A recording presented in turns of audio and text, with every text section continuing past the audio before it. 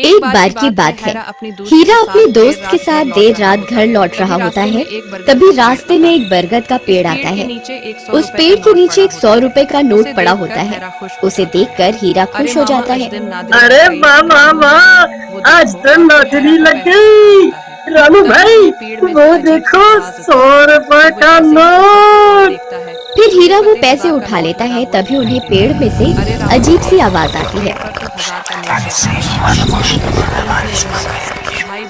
फिर वो जैसे ही ऊपर की ओर देखता है तो उन्हें पेड़ पर एक 2000 का नोट लगा हुआ दिखाई देता है।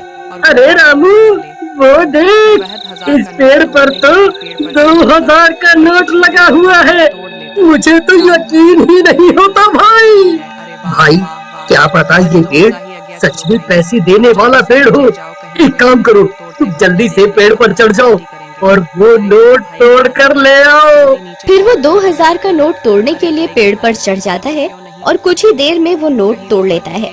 रामू भाई, ये नोट तो बिल्कुल असली है। अरे वाह वाह वाह, आज तो मजा ही आ गया। चलो भाई, अब जल्दी से नीचे आ जाओ, कहीं कोई हमें नोट तोड़ते हुए न देख ले। अब तो हम पार्टी करेंगे। अरे हीरा भाई, कहाँ रह गए? जल्दी नीचे आओ, कोई हमें देख न ले। अरे हीरा भाई, कहाँ रह गए? नीचे क्यों नहीं उतर रहे? कहीं तुम अकेले ही इन 2000 रुपयों को हजम तो नहीं करना चाहते भाई? तभी हीरा की चीखने की आवाज आती है। अरे क्या हुआ भाई, सब ठीक तो है? अरे यार, क्या करूं, ये तो दिखाई भी नहीं दे रहा। अरे भाई, तुम ठीक तो हो? क्या करूं? हाँ, मुझे ही ऊपर जाकर देखना होगा, ये आखिर माजरा क्या है। फिर रामू भी पेड़ पर चढ़ने लगता है। तभी पेड़ से किसी के गुर्राने की आवाज आती है। रामू वहीं रुक जाता है। आई मम्मी, ये कैसी आवाज है? अरे कमबख्त हीरा, ये कैसी डरावनी आवाजें निकाल रहा है। मुझे पता है, तू अकेला ही इन 2000 रुपयों को हजम करना चाहता है। आई मम्मी, कौन है भाई?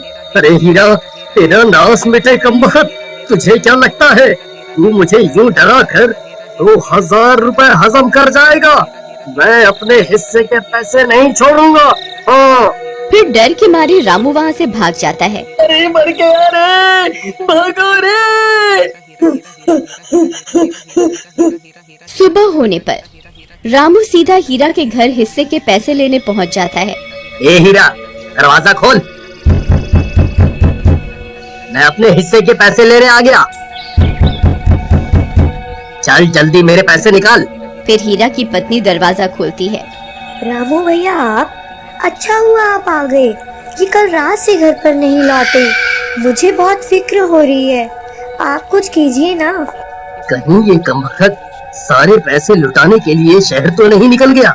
नहीं, हीरा एक नंबर का कंजूस है। वो इतने पैसे खर्च करने वालों में से नहीं है। जरूर कुछ गड़बड़ है। राधा बहन, चलो मेरे साथ। फिर रामू राधा को अपने साथ लेकर उस बरगद के पेड़ के पास पहुंच जाता है। राधा बहन, हम रात को इसी रास्ते से आ रहे थे, तब हमें इस पेड़ पर 2000 रुपए का नोट लगा हुआ दिखाई दिया। उसे तोड़ने के लिए हीरा ऊपर चढ़ा था, लेकिन वापस नहीं आया। तभी कुछ गांव वाले भी वहां पहुंच जाते हैं। फिर रामू सबको पैसों की बात बताता है।